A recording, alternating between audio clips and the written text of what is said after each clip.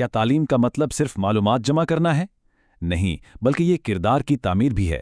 آج ہم شیخ عبد الرحمن الصادقی کی کتاب استاد اور شاگرد کے آداب کی روشنی میں دیکھیں گے کہ علم حاصل کرنے کی اصل روح آخر ہے کیا؟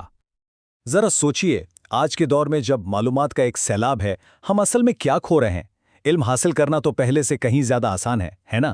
لیکن عبداللہ ابن مبارک کا یہ قول ہمیں سوچنے پر مجبور کرتا ہے کہ ہمیں زیادہ علم سے زیادہ تھوڑے سے آداب کی ضرورت ہے۔ آئیے دیکھتے ہیں کہ اس کا اصل مطلب کیا ہے۔ تو اس گہرے موضوع کو سمجھنے کے لیے ہم 5 قدموں کا ایک سفر طے کریں گے۔ ہم دیکھیں گے کہ آداب علم پر کیوں فوقیت رکھتے ہیں، پھر خلوص کی کیا اہمیت ہے، اس کے بعد استاد اور شاگرد کی ذمہ داریاں کیا ہیں، اور آخر میں ایک صحت مند علمی معاشرہ کیسے بنتا ہے۔ چلیں تو اپنے سفر کا پہلا قدم اٹھاتے ہیں اور سمجھتے ہیں کہ آج کے دور میں کردار محض علم سے زیادہ اہم کیوں ہے۔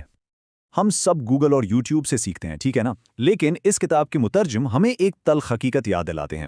انٹرنیٹ نے معلومات تو ہر کسی کے لیے عام کر دیں، لیکن وہ کردار اور وہ آداب کہاں سے لائیں جو علم کو سنبھالنے کے لیے ضروری ہیں؟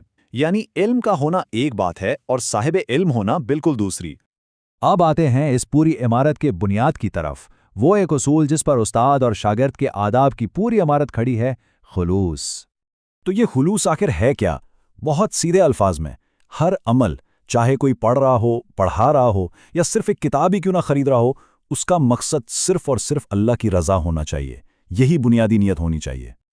اور سب سے حیران کن بات پتہ کیا ہے؟ کہ یہ اصول کتنا وسیع ہے۔ یہ صرف کلاس روم تک محدود نہیں ہے۔ کتاب کی دکان پر جانا، لائبریری میں بیٹھنا، یہاں تک کہ کلاس کے لیے پیدل چلنا بھی عبادت بن سکتا ہے اگر نیت خالص ہو۔ ٹھیک ہے، تو بنیاد تو ہو گئی خلوص۔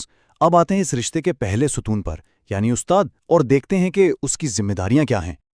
شیخ السعدی یہاں ایک استاد کا جو نقشہ کھینچتے ہیں نا، وہ صرف معلومات دینے والا نہیں ہے، بلکہ وہ اپنے شاگرد کو سمجھتا ہے۔ وہ پہلے دیکھتا ہے کہ شاگرد کہاں کھڑا ہے، پھر صبر سے اس کی کمزوریوں کو دور کرتا ہے اور اسے اس طرح سکھاتا ہے کہ علم اس کے دل میں اتر جائے۔ یہاں ایک بہت ہی خوبصورت مثال دی گئی ہے۔ متن کہتا ہے کہ استاد اور شاگرد کا رشتہ والدین جیسا ہے۔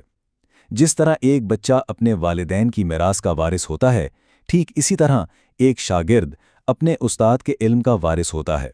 وہ علم استاد کی اصل دولت ہے جو شاگرد کے ذریعے دنیا میں پھیلتی ہے، اور یہی ہے استاد کی لازوال میراث۔ اس کا اجر صرف پڑھانے تک ختم نہیں ہو جاتا، بلکہ جب تک اس کا سکھایا ہوا علم نسل در نسل آگے بڑھتا رہتا ہے، استاد کو اس کا اجر ملتا رہتا ہے۔ قرآن اسے وہ نقوش کہتا ہے جو انسان اپنے پیچھے چھوڑ جاتا ہے۔ اچھا، یہ مشورہ شاید تھوڑا حیران کن لگے، لیکن یہ بہت طاقتور ہے۔ جب ایک استاد کہتا ہے میں نہیں جانتا، تو یہ اس کی کمزوری نہیں بلکہ اس کی دیانتداری کا ثبوت ہے۔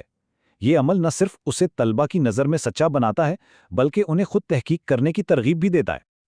تو اگر استاد پر اتنی بڑی ذمہ داریاں ہیں، تو پھر شاگرد کا کیا اس پر کوئی حق نہیں بنتا؟ آئیے دیکھتے ہیں کہ ایک شاگرد کا کردار کیسا ہونا چاہیے۔ چلیں اب بات کرتے ہیں طالب علم کے کردار اور سیکھنے کے صحیح آداب کی۔ ذرا سوچئے، کون سا تحفہ بہتر ہے؟ وہ جو آج ہاتھ میں ہے اور کل ختم ہو جائے گا، یا وہ جو زندگی اور موت کے بعد بھی ساتھ رہے گا؟ متن کہتا ہے کہ مالی تحفہ تو عارضی ہے، لیکن علم کا تحفہ لازوال ہے۔ اسی لیے استاد کا حق کسی بھی دولت مند سے کہیں زیادہ ہے۔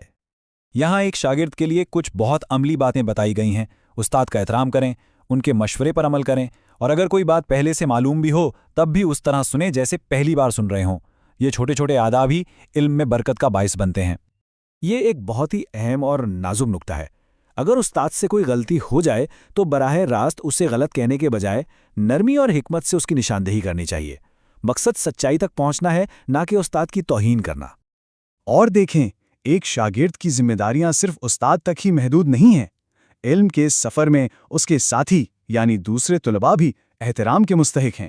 یہ ایک ایسی برادری ہے جہاں سب ایک دوسرے سے سیکھتے اور ایک دوسرے کی مدد کرتے ہیں۔